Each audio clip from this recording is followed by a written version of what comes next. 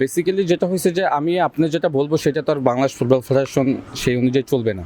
হ্যাঁ, বাট যদি আপনি বাস্তবতা দেখেন সেই জায়গা থেকে কাবরেরা আসলে আমার কাছে মনে হয়েছে যে বাংলাদেশ দলকে এশিয়ান কাপ কোয়ালিফাই পর্বে যে আমাদের যে আশানুরূপ পারফরমেন্স হওয়ার কথা ছিল সেটা কিন্তু আমরা করতে পারিনি, রাইট?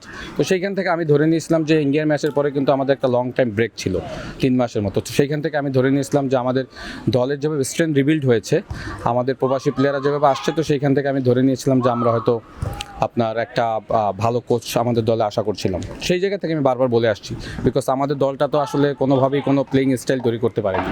তো ওইখান থেকে আমার কাছে মনে হয়েছে যে ওই সময়টা একটা যেহেতু লং ব্রেক ছিল, ওই সময় একদম ভালো কোচ নিলে আজকে হয়তো আমরা সিঙ্গাপুরের সাথে আমাদের ম্যাচটা হয়তো আরও কম্পিটিটিভ হতো এবং আমার মনে হয় যে আমরা ম্যাচটা জিততে পারতাম। আরও আপডেট পেতে সাবস্ক্রাইব করুন আমাদের ইউটিউব চ্যানেল এবং ক্লিক করুন বেল আইকন।